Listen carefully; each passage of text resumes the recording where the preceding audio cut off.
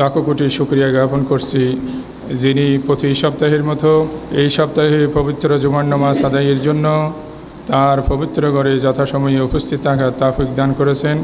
সেজন্য আমরা শুকরিয়া জ্ঞাপন করে বলি, সবাই বলি আলহামদুলিল্লাহ। লাখো কোটি দরুদ ও সালাম পেশ করছি মানবতার মুক্তির দূত জনাব বিশ্বনবী হযরত মুহাম্মদ মুস্তাফা সাল্লাল্লাহু আলাইহি ওয়াসাল্লামের প্রতি। সম্মানিত উপস্থিতি, একজন মুসলিম হিসেবে প্রত্যেক মুসলমানের একটা চাহিদা হলো আল্লাহ তাআলার সন্তুষ্টি লাভ, আল্লাহ তাআলার ভালোবাসা অর্জন। কারণ আল্লাহ তাআলার সন্তুষ্টির মাধ্যমে একজন মানুষের দুনিয়া এবং আখিরাতের, বিশেষ করে একজন মুসলিমের দুনিয়া এবং আখিরাতের সফলতা নির্ভর করে। রব্বুল আলামিন যদি আমাদের উপর সন্তুষ্ট থাকেন, রাজি থাকেন, তাহলে আমরা দুনিয়াতেও সফল কাম হতে পারবো, আখিরাতেও আমরা কৃতকার্য হতে পারবো। আজকে আমরা পবিত্র কোরআন থেকে এমন কিছু ব্যক্তির কথা বলবো যাদেরকে আল্লাহ তাআলা পছন্দ করেন না, ভালোবাসেন না। কারণ কোনো ব্যক্তিকে যদি আল্লাহ তাআলা ভালো না বাসেন তাহলে তার দুনিয়াও শেষ, আখিরাতও শেষ।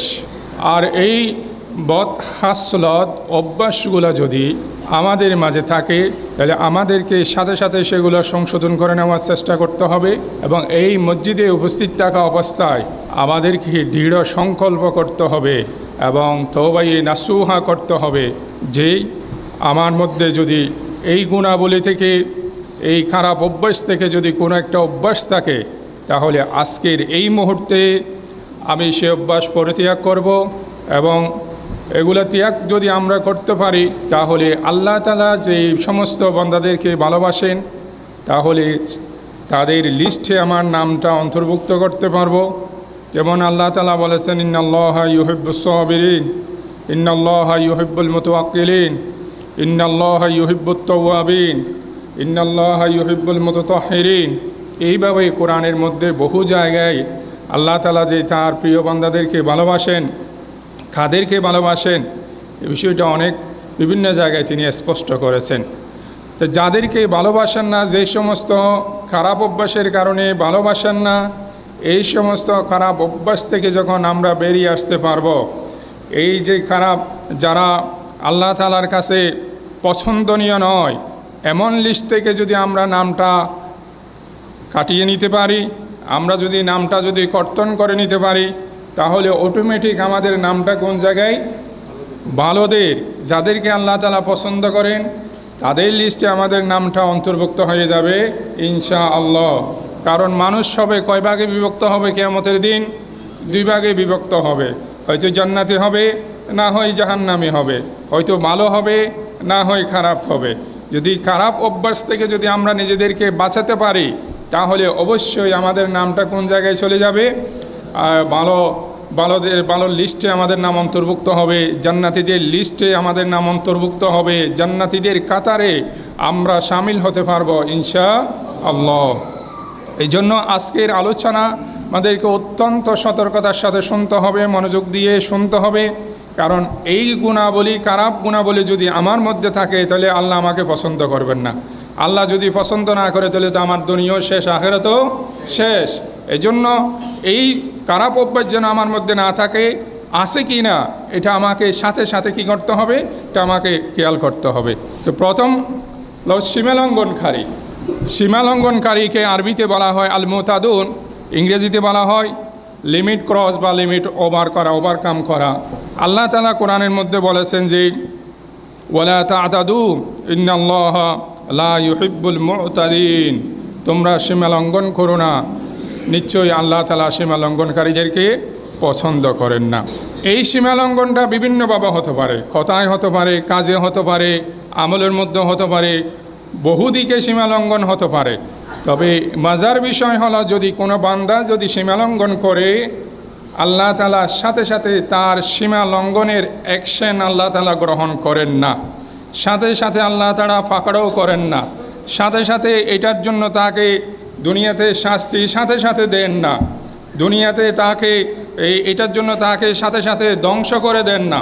এর জন্য আল্লাহ তাআলা তাকে অনেক লম্বা সময় দান করেন, এবং অনেককে তার জীবনের শেষ সময় পর্যন্ত আল্লাহ তাআলা তাকে সময় দান করেন, সুযোগ দান করেন, যাতে সেই বান্দা ফিরে আসতে পারে। কোনো এক সময় যদি তার মধ্যে বোধোদয় হয় যে আমি তো যেদিন খারাপের মধ্যে ছিলাম, সীমালঙ্ঘনের মধ্যে ছিলাম, এখন আমাকে সঠিক পথে ফিরে আসা দরকার, সেজন্য আল্লাহ তাআলা তাকে কি দেন? সুযোগ দেন, সময় দেন। অপরাধ করার সাথে সাথে আল্লাহ তাআলা কাউকে পাকড়াও করেন না। তবে আল্লাহ তাআলা সব সময় ধরেন না, আবার ধরলে ছাড়েন না। ধরে না, ধরলে আল্লাহ ছাড়েন না। আল্লাহ কোরআনে সেই কথাই বলেছেন সূরা আরাফের 183 নম্বর এবং সূরা কলমের 45 নম্বর আয়াতের মধ্যে বলেছেন ওয়া উমলি লাহুম ইন্না কাইদি মাতিন। আল্লাহ বলতেছেন আমি তাদেরকে সুযোগ দান করি। একজন বান্দা যখন অন্যায় করে, অপরাধ করে, জুলুম করে, সীমালঙ্ঘন করে, অবিচার করে, পাপাচার করে, আমি তাকে সাথে সাথে পাকড়াও করি না, আমি তাকে সুযোগ দিই যাতে সেই অন্যায় কাজ থেকে ফিরে আসার সুযোগ পায়। যে সমস্ত জাতিগোষ্ঠীকে তাদের সীমালঙ্ঘনের কারণে আল্লাহ তাআলা ধ্বংস করে দিয়েছেন, তাদেরকেও আল্লাহ তাআলা বহু সুযোগ দান করেছিলেন। তবে এই সুযোগ দান করা সত্ত্বেও তারা যখন সীমালঙ্ঘনের লিমিট ক্রস করে ফেলেছিল, তখনই আল্লাহ তাআলা তাদেরকে পাকড়াও করেছিলেন। আমরা যদি কোরআনের দিকে খেয়াল করি তাহলে আমরা দেখতে পাই সামুদ জাতির কথা আমরা দেখতে পাই। এই সামুদ জাতির কাছে আল্লাহ তাআলা নবী সালেহ আলাইহিস সালামকে প্রেরণ করেছিলেন। এই সামুদ জাতি অত্যন্ত শক্তিশালী ছিল, তারা আবাসন শিল্পে অত্যন্ত পারদর্শী ছিল। তারা পাহাড় খোদাই করে ঘর নির্মাণ করত, পাথর খোদাই করে তাদের জন্য পাথর দিয়ে, বড় বড় পাথর দিয়ে তারা তাদের জন্য ঘর নির্মাণ করত। আল্লাহ তাআলা তাদের হেদায়েতের জন্য নবী সালেহ আলাইহিস সালামকে পাঠিয়েছিলেন। তিনি তাদেরকে আল্লাহ তাআলার অবাধ্য আচরণ থেকে ফিরে আসার জন্য বারবার উদ্বুদ্ধ করেছিলেন, কিন্তু তারা সেই সালেহ আলাইহিস সালামের কথাই কর্ণপাত করেন নাই, বরং তারা আল্লাহ তাআলার অবাধ্যতাই তারা আরও বেশি বাড়িয়ে দিয়েছিল। আল্লাহ কোরআনে সেই কথা বলতেছেন ওয়াযকুরু ইয জাআলাকুম খুলাফা মিন বাদি আদিন। আল্লাহ তাআলা বলতেছেন আদ জাতির অবাধ্যতার পরে, তাদেরকে ধ্বংস করার পরে এই পৃথিবীকে আবাদ করার জন্য আমি সালেহ আলাইহিস সালামের জাতিকে আমি এই পৃথিবীতে পাঠিয়েছিলাম। তারা তাদের সেই মেধা শক্তি কাজে লাগিয়ে তারা সমতল ভূমিতে তারা বড় বড় অট্টালিকা নির্মাণ করত, পাশাপাশি ওয়াতানহিতুনাল জিবালা বুয়ুতা, এবং তারা পাহাড়, পাথরের তৈরি পাহাড়গুলাকে তারা কেটে কেটে সেখান থেকে তারা বসবাসের উপযোগী ঘর নির্মাণ করেছিল। এত শক্তি দান করেছিলেন। তারা আল্লাহ তাআলার অবাধ্য আচরণ করার কারণে সালেহ আলাইহিস সালাম তাদেরকে বলেছিলেন ইয়া কওমি উবুদুল্লাহ মা লাকুম মিন ইলাহিন গায়র। হে আমার জাতি, আমার সম্প্রদায়, তোমরা আল্লাহ তাআলার ইবাদত করো, যে আল্লাহ ছাড়া কোনো ইলাহ নেই, কোনো সত্যিকারের মাবুদ নেই। কিন্তু তারা সেটা গ্রহণ করে নাই। দিন দিন তারা সালেহ আলাইহিস সালামের বিরুদ্ধে আচরণ, বিরোধিতার মাত্রা আরও বেশি বাড়িয়ে দিয়েছিল। এক পর্যায়ে তারা সালেহ আলাইহিস সালামের কাছে মুজিজা হিসাবে দাবি করেছিল, আপনি যদি সত্যিকারের নবী হয়ে থাকেন তাহলে আপনাকে আমাদের কাছে কি করতে হবে? অলৌকিক কিছু ঘটনা আমাদেরকে দেখিয়ে দিতে হবে, মুজিজা প্রদর্শন করতে হবে। যা হয়তো আপনি তো আমাদের মতো একজন সাধারণ মানুষ হিসাবে আমরা আপনাকে জানি, নিজেকে নবী দাবি করতেছেন, নবী হিসাবে তার কিছু আলামত নিদর্শন আমাদের কাছে প্রদর্শন করতে হবে। তো সালেহ আলাইহিস সালাম বললেন, তাহলে যদি আমি এই অলৌকিকত্ব যদি প্রদর্শন করতে পারি আল্লাহর অনুমতিক্রমে, তোমরা কি ঈমান আনবা? তারা বলেছিল আমরা সবাই ঈমান আনব। তার সাথে কমিটমেন্ট দিয়েছিল, ওয়াদা করেছিল। তখন আল্লাহ তাআলা সালেহ আলাইহিস সালাম তখন নামাজে দাঁড়িয়ে গেলেন। নামাজে দাঁড়িয়ে আল্লাহর দরবারে দোয়া করলেন, হে আল্লাহ, আমার জাতির কাছে আমি দ্বীনের দাওয়াত দিয়েছি, তারা আমার কাছে একটা আবেদন করেছে, আমি যদি তাদেরকে অলৌকিকত্ব কিছু প্রদর্শন করতে পারি তাহলে তারা আমার উপর ঈমান আনবে। সুতরাং তারা আমার কাছে যেই জিনিসটা দাবি করবে, আমি আপনার কাছে হাত তুলে দোয়া করলে আপনি সাথে সাথে সেই দোয়া কবুল করে সেই মুজিজা প্রদর্শন করার সুযোগ দিবেন আমাকে। সুবহানাল্লাহ। তখন তারা বলল, ঠিক আছে, আমরা আপনার উপর ঈমান আনব। এই যে একটা বড় পাথর দেখা যাচ্ছে, এই পাথর থেকে যদি মোটা তাজা ইষ্ঠপুষ্ঠ যদি একটা যদি উষ্ট্রি 10 মাসের গর্ভবতী উষ্ট্রি যদি বের করে আনতে পারো এবং সেখান থেকে সেটা বের হওয়ার পরে সাথে সাথে বাচ্চা প্রসব করবে এবং আমরা সেখান থেকে দুধ দহন করে পান করতে পারবো, এটা যদি হয়ে থাকে তাহলে আমরা ঈমান আনব। সালেহ আলাইহিস সালাম আল্লাহর দরবারে দোয়া করেছিলেন। আমরা আলোচনা কিসের করতেছি মনে আছে তো? সীমালঙ্ঘনের আলোচনা। সীমালঙ্ঘনের আলোচনা। অতীতের জাতিগুলা সীমালঙ্ঘন করেছিল বিধায় আল্লাহ তাদেরকে কিভাবে সমূলে ধ্বংস করে দিয়েছেন সেটার আলোচনা করতেছি। সালেহ আলাইহিস সালাম দোয়া করার সাথে সাথে সেই পাথর থেকে 10 মাসের গর্ভবতী মোটা তাজা ইষ্টপুষ্ট একটা উষ্ট্রি বের হয়ে আসলো, সুবহানাল্লাহ। এবং সাথে সাথে বাচ্চা প্রসব করলো এবং সেখান থেকে হাজার হাজার মানুষ সবাই তার কওমের লোকেরা দুধ পান করে খেল। সালেহ আলাইহিস সালাম বললেন, তাহলে এখন ঈমান আনো। তারা ঈমান আনে নাই। তারা বলেছিল, ক্বালু ইন্নামা আনতা মিনাল মুসাহহিরিন। তারা বলল যে আপনি তো বড় জাদুকর, আপনার জাদু শক্তি পাথর পর্যন্ত পৌঁছে গেছে, এটা তো আপনার অলৌকিকত্ব নয়, এটা জাদু দিয়ে আপনি আমাদের কাছে কি করেছেন, এটা প্রদর্শন করেছেন। তারপরে তারা ঈমান আনে নাই, তাহলে সীমা লঙ্ঘন করেছে। অথচ তাদের দরকার ছিল কি আল্লাহ তাআলার উপর ঈমান আনা, কারণ তারা কমিটমেন্ট দিয়েছিল আপনি যদি মুজিজা দেখাতে পারেন আমরা ঈমান আনব। এরপরে তারা অবাধ্য আচরণ করতেই লাগলো। এই উট যেহেতু বড়, তাহলে এটার খানা এবং পানীয় অনেক বেশি লাগতো, এটা নিয়ে তাদের মাঝে একটা ঝগড়া লাগতো। এই জন্য আল্লাহর পক্ষ থেকে ফাইসালা দেওয়া হয়েছে, ক্বালা হাযিহি নাকাতুন লাহা শিরবুন ওয়া লাকুম শিরবু ইয়াউমিন মা'লুম। তাহলে এই সালেহ আলাইহিস সালামের উষ্ট্রি একদিন পানি পান করবে, একসাথে সব পানি উনি পান করে ফেলতে, ওইটা পান করে ফেলতো উষ্ট্রি। আরেকদিন তোমাদের উষ্ট্রি তোমাদের গবাদি পশু পান করবে। একদিন সালেহ আলাইহিস সালামের এই উষ্ট্রি মাঠের সবুজ ঘাসগুলো খাবে, সব খেয়ে ফেলে। এরপরের দিন তোমাদের চতুষ্পদ জন্তুগুলো ঘাসগুলো খাবে। এইভাবে রীতিমতো তাদের সেই ফালা বদল অনুযায়ী সিদ্ধান্ত অনুযায়ী চলছিল। কিন্তু তাদের হঠকারিতা এখানে শেষ নয়, তারা পরিকল্পনা গ্রহণ করেছিল এই সালেহ আলাইহিস সালামের উষ্ট্রিকেও হত্যা করতে হবে। চিন্তা করেন, এই যে সীমালঙ্ঘন, একত সালেহ আলাইহিস সালামকে নবী হিসেবে মানা নাই, দ্বিতীয়ত তিনি মুজিজা দেখাতে পারলে ঈমান আনবে বলেছিল, সেটাও ঈমান আনে নাই। এবং আল্লাহ তাআলা যেই মুজিজা হিসাবে যে একটা উষ্ট্রি দিয়েছিলেন সেটার ক্ষেত্রেও তারা বাড়াবাড়ি করেছিল। আল্লাহ বলেছিলেন, ওয়ালা তামুসসুহা বিসুইন ফায়াখুযাকুম আযাবু ইয়াউমিন আযীমুন।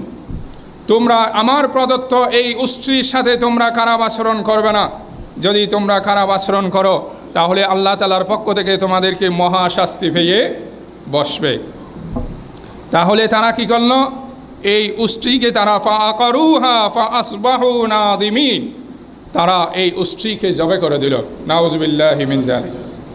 কত বড় গাদ্দারি, কত বড় সীমালঙ্ঘন। ফাখাযাহুমুল আযাব, এরপরে আল্লাহ তাদেরকে আযাব দিয়ে ফাঁকাড়াও করলেন। এরপরে সূরা আরাফের মধ্যে আল্লাহ তাআলা বলতেছেন এটা এভাবে, ফাআকারুন নাকাতা ওয়াউতু আন আমরি রব্বিহিম, তারা সেই উষ্ট্রিকে কি করেছিল, তারা উষ্ট্রিকে জবে করেছিল, আল্লাহর আদেশ লঙ্ঘন করেছিল। ওয়াকালু, তারা বলেছিল, ইয়া সালিহ ইতিনা বিমা তাইদুনা ইন কুনতা মিনাল মুরসালিন।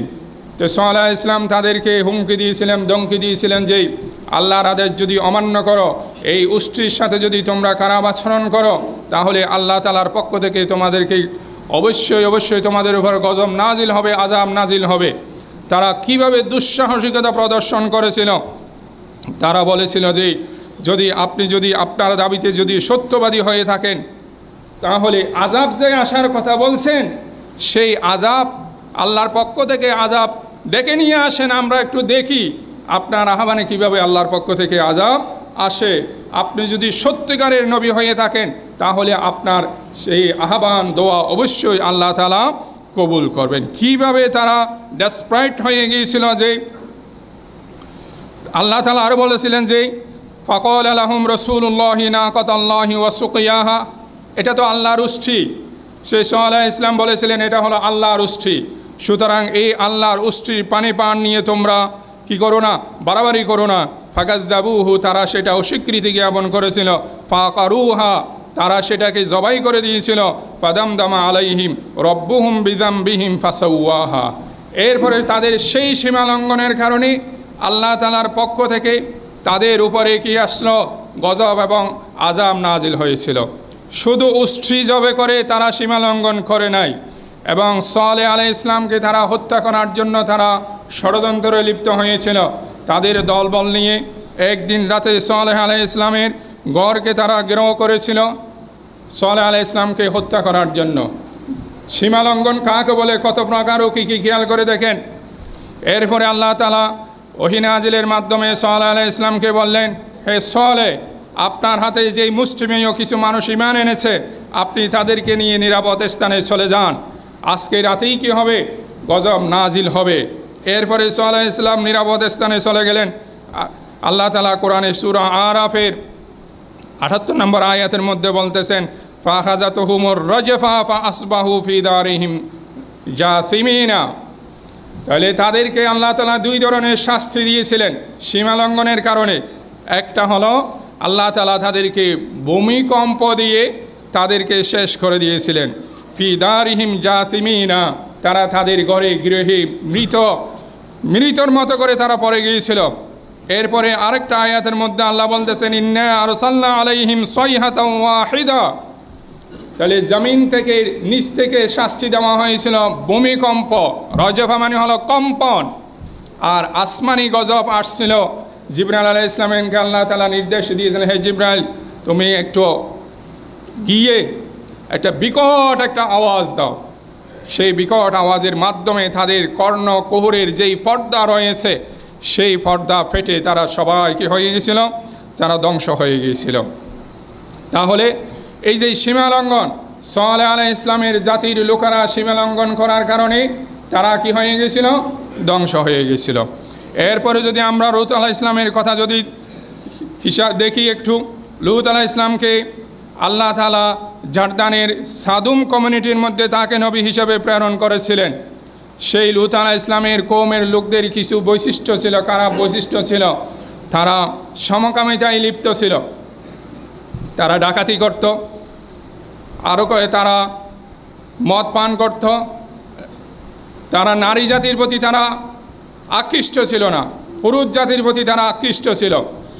তো এই লূত আলাইহিস সালাম তাদেরকে বারবার বারণ করেছিলেন যে তোমরা এই ধরনের জঘন্য কাজ থেকে তোমরা বিরত থাকো। পৃথিবীতে কোনো প্রাণী পশু পাখি পর্যন্ত এই ধরনের জঘন্যতম কাজ করে না। পুরুষে পুরুষে অনৈতিক কাজ করা, সমকামিতা করা, এই ধরনের কাজ পৃথিবীর কোনো পশু জীবজন্তুও করে না। সুতরাং তোমরা এই কাজ থেকে বিরত থাকো। আল্লাহ সেটা কোরআনের সূরা আরাফের মধ্যে স্পষ্ট করে বলেছেন যে ওয়ালুতান ইয ক্বালা লিকওমিহি আতাতুনাল ফাহিশা মা সাবাকাকুম বিহা মিন আহাদিন মিনাল আলামিন। তোমরা কি এমন একটা অনৈতিক কাজে সমকামিতায় লিপ্ত হয়ে যাচ্ছ যে কাজটা তোমাদের পূর্ববর্তী পৃথিবীর সৃষ্টির পর থেকে আমি নবী লূত পর্যন্ত পৃথিবীর কোনো জাতি, পৃথিবীর কোনো জীবজন্তু, কোনো পশু পাখি এই ধরনের কাজে, মন্দ কাজে জড়িত হয় নাই, নিকৃষ্ট কাজে জড়িত হয় নাই। তোমরা এই ধরনের কাজ এগুলো পরিহার করো, বর্জন করো।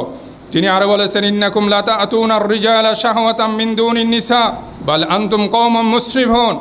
তিনি আরও বলেছেন, তোমরা নারী জাতিকে ত্যাগ করে, বর্জন করে পুরুষের সাথে তোমরা সমকামিতায় লিপ্ত হও। বাল আনতুম কওমুন মুসরিফুন, তোমরা অত্যন্ত সীমালঙ্ঘনকারী তোমরা জাতি। এইভাবে তিনি তাদেরকে কি করেছিলেন, সেই সমকামিতা থেকে তাদেরকে বারণ করেছিলেন, কিন্তু তারা কোনো অবস্থাতেই সেটা থেকে ফিরে আসতে রাজি ছিল না।